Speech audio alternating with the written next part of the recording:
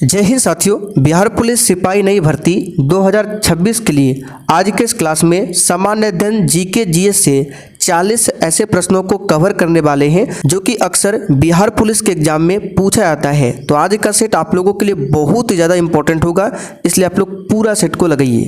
तो साथियों, आज के सेट का पहला क्वेश्चन देखिए, निम्नलिखित में से कौन सा कर प्रत्यक्ष कर है? विक्रय कर, उत्पाद कर, धन कर या फिर डी मनोरंजन कर। चलिए क्वेश्चन नंबर 1 के लिए आप लोग आंसर बताइए। बहुत ही शानदार क्वेश्चन है। इसमें से कौन सा टैक्स प्रत्यक्ष टैक्स है? तो यहाँ पर इसका सही जवाब क्या हो जाएगा? धन कर। ये क्या है? प्रत्यक्ष कर है। प्रत्यक्ष कर वह कर है जिसे आगे किसी दूसरे पर आरोपित नहीं किया जा सकता है। प्रत्यक्ष कर का भार उसी व्यक्ति को सहना होता है जिस पर वह प्रारंभ में लगाया जाता है। और प्रत्यक्ष कर में आपका निजी आयकर, ठीक है, कर्मचारियों द्वारा दिया गया सामाजिक सुरक्षा कर, मृत्यु कर, ये सभी किस में आता है? प्रत्यक्ष कर में आता है। बाकी ये सभी क्या है? अप्रत्यक्ष कर है। जीएसटी पूछे कौन सा कर है?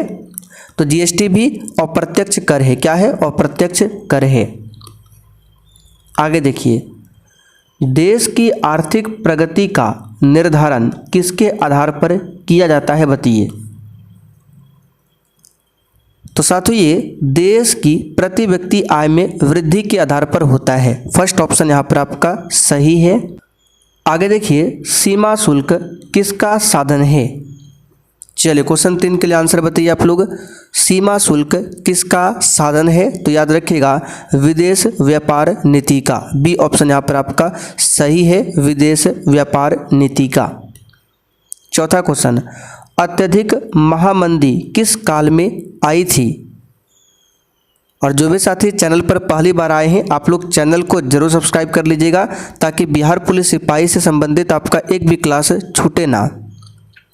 तो अत्यधिक महामंदी जो है ये 1929, ठीक है, 1929 से 34 यहाँ पर देखिए दिया हुआ है। बी ऑप्शन आपका सही है। आगे देखिए, भारत में प्रत्यक्ष लोकतंत्र का उदाहरण क्या है? बताइए, भारत में प्रत्यक्ष लोकतंत्र का उदाहरण क्या है? तो इसको याद कर लीजिए, एग्जाम में आता है ग्राम सभा। ये भारत में प्रत्यक्ष लोकतंत्र का उदाहरण है। नेक्स्ट क्वेश्चन, महात्मा गांधी अर्धनग्न फकीर है, यह उक्ति किसने कही थी? बताइए। तो महात्मा गांधी अर्धनग्न फकीर है, यह उक्ति है विंस्टन चर्चिल की। यहाँ पर फर्स्ट ऑप्शन आपका सही जवाब है, विंस्टन चर्चिल। महात्मा गांधी की बात करें तो इनका जन्म 2 अक्टूबर 1869 को गुजरात के काठियावाड़ जिले में पोरबंदर ग्राम में हुआ था। कहाँ पर? पोरबंदर में। आगे देखिए, भारतीय संविधान में मूलभूत अधिकार किस संविधान से लिए गए थे? आज प्रश्न का ज़्यादा डिस्कस नहीं होगा, टोटल 40 क्वेश्चन है, फटाफट से आप लोग आंसर लगाते चलिए। इसका आंसर है अमेरिकी संविधान से, कई बार बता चुके हैं। आगे देखिए, राज्य विधानमंडल के अनुमोदन के बिना राज्यपाल द्वारा जारी अध्यादेश कितनी अवधि के लिए लागू रहेगा? तो ये 6 सप्ताह के लिए लागू रहेगा, ठीक है, 6 सप्ताह के लिए। और राज्यपाल जो अध्यादेश जारी करता है वो आर्टिकल 213 के तहत, ठीक है, आर्टिकल 213 के तहत। इच्छा सब कष्टों का कारण है, इसका प्रचार करने वाला धर्म कौन सा है? तो ये है बौद्ध धर्म। यहाँ पर फर्स्ट ऑप्शन आपका सही जवाब है, बौद्ध धर्म। जैन साहित्य को क्या कहते हैं? तो जैन साहित्य को आगम या फिर अंग बोला जाता है। चौथा ऑप्शन यहाँ पर आपका सही जवाब है, आगम या फिर अंग। आगे देखिए, 19वीं शताब्दी के अंत में कौन सा देश सबसे बड़ी औपनिवेशिक शक्ति के रूप में उभरा था? वेरी वेरी इंपॉर्टेंट क्वेश्चन है। तो ये था ब्रिटेन। बी ऑप्शन यहाँ पर आपका सही है, ब्रिटेन देश। अगला क्वेश्चन, संगम काल में रोमन व्यापार का केंद्र कहाँ पर था? तो इसका यहाँ पर सही जवाब क्या हो जाएगा? मुसिरी। कहाँ पर था? मुसिरी, ठीक है। आगे देखिए, कन्याकुमारी से कोलंबो जाने के लिए क्या पार करना पड़ता है? तो यहाँ पर इसका सही जवाब है मन्नार की खाड़ी को पार करना पड़ता है। तीसरा ऑप्शन सही है। नेक्स्ट क्वेश्चन, भारत में निम्नलिखित में से किस राज्य में सबसे लंबी तटरेखा है? हमने आपको बताया था भारत के टोटल 9 राज्य है जो समुद्र के किनारे लगता है। ठीक है, समुद्र से सटा हुआ है टोटल 9 राज्य। जैसे भारत का नीचे साइड का मैप है तो इधर से 5 राज्य और इधर से 4 राज्य। अब 9 में से सबसे लंबा है गुजरात का। किसका है? गुजरात का जो तटरेखा है सबसे लंबा है। ठीक है, आगे बढ़ते हैं। भारत में कौन सी नदी को खुला नाला कहा जाता है? बताइए। तो गंगा और यमुना दोनों नदियों को खुला नाला कहा जाता है। यहाँ पर गंगा दिया हुआ है, फर्स्ट ऑप्शन राइट है। गोदावरी नदी को वृद्ध गंगा के नाम से जाना जाता है। अगला क्वेश्चन देखिए, भारतीय संविधान के अनुच्छेद में यह घोषणा की गई है कि इंडिया अर्थात भारत क्या है? बताइए।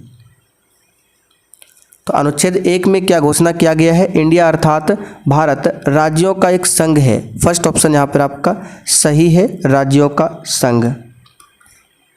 आगे देखिए, मृदा के कटाव को रोकने के लिए बड़े पैमाने पर वृक्ष लगाने को क्या कहते हैं? तो इसको वनीकरण कहा जाता है। याद कर लीजिए, पूछा जाता है, वनीकरण कहा जाता है। आगे देखते हैं 18 नंबर, मिलिंद पन्हो क्या है? तो बौद्ध काव्य पाठ है मिलिंद पन्हो। यहाँ पर चौथा ऑप्शन सही है। आगे देखिए, जुरैसिक काल का माना गया पूरी तरह तैयार वृक्षीय फॉसिल कहाँ पाया गया? तो ये 2012 में ही मिला था छत्तीसगढ़ में। बी ऑप्शन यहाँ पर आपका सही है, छत्तीसगढ़। अगला क्वेश्चन, उपराष्ट्रपति बताइए क्या होता है? सोच के आंसर करना है। तो लोकसभा का सदस्य होता है, गलत है। राज्यसभा का सदस्य होता है, गलत है। राज्यसभा का सदस्य नहीं होता है, राज्यसभा का सभापति होता है। किसी भी सदन का सदस्य होता है, ये भी गलत है। सांसद यानी संसद सदस्य नहीं होता, ये सही है। तो उपराष्ट्रपति जो है सांसद यानी संसद का सदस्य नहीं होता है, ये राज्यसभा का सभापति होता है। आगे देखिए, गवर्नमेंट ऑफ इंडिया एक्ट 1935 किस पर आधारित था? तो ये साइमन कमीशन पर आधारित था। फर्स्ट ऑप्शन यहाँ पर आपका सही है, साइमन कमीशन। अगला क्वेश्चन देखिए, विश्व का चक्कर किस यात्री ने सर्वप्रथम लगाया था? तो मैगलेन ने लगाया था, फर्डिनेंड मैगलेन ने लगाया था। अगला क्वेश्चन, भारतीय मानक समय का ग्रीनविच स्टैंडर्ड टाइम से कितने घंटे का अंतर है? यानी भारतीय मानक समय जो है ग्रीनविच स्टैंडर्ड टाइम से कितने घंटे का अंतर है? तो 5.5 घंटे आगे है। फर्स्ट ऑप्शन आपका सही है। सार्वभौमिक रूप से भारत में मताधिकार का प्रयोग कब हुआ था? तो जब पहला आम चुनाव हुआ था 1951-52 में, उसी समय। तो यहाँ पे 1951 दिया हुआ है, सी ऑप्शन आपका राइट है। भारतीय संविधान का कौन सा अनुच्छेद विभिन्न आधारों पर किसी भी भारतीय नागरिक के साथ भेदभाव से संबंधित है? देखिए, पहला आम चुनाव जो है स्टार्ट हुआ था 25 अक्टूबर 1951 और समाप्त हुआ था 21 फरवरी 1952। इसलिए 1951-52 बोला जाता है। अगर ऑप्शन में 1951 ना रहे तो 52 को भी टिक कर सकते हैं। तो ये हो जाएगा आर्टिकल 15। ठीक है, यहाँ पर डी ऑप्शन आपका सही है, अनुच्छेद 15। भारतीय मानक समय की गणना किसके क्लॉक टावर से की जाती है? तो इसका सही जवाब है मिर्ज़ापुर। उत्तर प्रदेश का जिला है मिर्ज़ापुर। यहाँ पर तीसरा ऑप्शन सही है। पीन घाटी राष्ट्रीय उद्यान कहाँ स्थित है? वेरी इंपॉर्टेंट प्रश्न है, बताइए। तो ये पीन घाटी नेशनल पार्क कहाँ पर है? हिमाचल प्रदेश में। तीसरा ऑप्शन आपका सही है, हिमाचल प्रदेश में। भारत में नीली क्रांति के जनक के रूप में किसे जाना जाता है? तो नीली क्रांति भारत में हीरालाल चौधरी को जाना जाता है। हरित क्रांति पूछे MS स्वामीनाथन, श्वेत क्रांति पूछे वर्गीज कुरियन। भारत छोड़ो आंदोलन किसने शुरू किया था बताइए। तो सभी को पता है 1942 में स्टार्ट हुआ था, महात्मा गांधी ने स्टार्ट किया था, महात्मा गांधी। निम्नलिखित में से कौन सा मंदिर राष्ट्रकूट वंश द्वारा निर्मित है। तो ये एलोरा का कैलाश मंदिर है। ठीक है, यहाँ पर फर्स्ट ऑप्शन आपका सही जवाब है, महाराष्ट्र में है एलोरा का कैलाश मंदिर। आगे देखिए, निम्नलिखित में से किस समिति ने मौलिक कर्तव्यों को शामिल करने की अनुशंसा की थी। तो प्रारंभ में मौलिक कर्तव्य नहीं था, बाद में से 1976 में 42वां संशोधन द्वारा जोड़ा गया है। और कौन सी समिति ने सिफारिश किया था, तो सरदार स्वर्ण सिंह समिति ने। अली वर्दी खान के बाद बंगाल का नवाब कौन बना बताइए। तो साथियों, अली वर्दी खान के बाद बंगाल का नवाब बना सिराजुद्दौला। याद रखिएगा, सिराजुद्दौला। यहाँ पर सी ऑप्शन आपका सही आंसर है। आगे देखिए, निम्नलिखित में से कौन भारत के तोते के रूप में जाना जाता था बताइए। कौन भारत के तोते के रूप में जाना जाता था। तो याद रखिएगा अमीर खुसरो। यहाँ पर तीसरा ऑप्शन आपका सही जवाब है, अमीर खुसरो को। आगे देखिए, उच्च तापमान की सहनशीलता के लिए अंतरिक्ष यान में निम्नलिखित में से किस धातु का प्रयोग किया जाता है।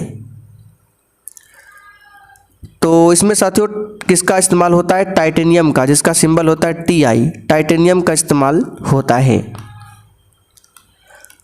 आगे देखिए, पीतल किसकी मौजूदगी में निरंतर रहने से वायु में रंगहीन हो जाता है। चलिए क्वेश्चन नंबर 35 के लिए आप लोग आंसर बताइए। अच्छा, पीतल किसका मिश्र धातु है, तांबा और जिंक का मिश्र धातु है। तो यहाँ पर इसका सही जवाब है हाइड्रोजन सल्फाइड। क्या हो जाएगा, हाइड्रोजन सल्फाइड। वायु की क्वालिटी को बिगाड़ने के लिए जिम्मेदार कण जिनके कारण महत्वपूर्ण शरीर अंगों को क्षति पहुंचाती है, उनका वर्णन किस रूप में किया जाता है। तो यहाँ पर इसका सही जवाब है, तो वायु की क्वालिटी को बिगाड़ने के लिए जिम्मेदार इन कणों को पार्टिकुलेट मैटर 2.5 कहते हैं। यहाँ पे देखिए 2.5 दिया हुआ है। तीसरा ऑप्शन आपका सही जवाब है। अगला क्वेश्चन, हार्मोन के रूप में कार्य करने वाले प्रोटीन का उदाहरण कौन सा है। बताइए कौन सा हार्मोन प्रोटीन का उदाहरण है। तो यहाँ पर इसका सही जवाब हो जाएगा ऑक्सीटोसिन हार्मोन। ये प्रोटीन का एक उदाहरण है। बी ऑप्शन यहाँ पर आपका राइट है, ध्यान रखिएगा। आगे देखिए, ब्रेड बनाने के लिए आवश्यक घटक क्या है। याद कर लीजिए, मैदा और खमीर है, पूछा जाता है। आगे देखिए, निम्नलिखित में से किस हार्मोन को आपातकालिक हार्मोन कहते हैं। तो ये है एड्रेनालिन हार्मोन, इसे आपातकालिक हार्मोन कहा जाता है। लास्ट क्वेश्चन देखिए, मलेरिया किसके द्वारा एक व्यक्ति से दूसरे व्यक्ति तक अंतरित किया जाता है। तो मलेरिया एक वाहक जनित संक्रामक रोग है जो एनाफिलिस मच्छर के काटने से होता है। सी ऑप्शन यहाँ पर आपका सही है। तो साथियों, आज का सेट आपका यहीं पर कंप्लीट हुआ। अब जिनको भी इस एग्ज़ाम के लिए बैच को ज्वाइन करना हो, यहाँ पर हमारा व्हाट्सएप नंबर दिया गया है, मैसेज करके आप लोग बता सकते हैं।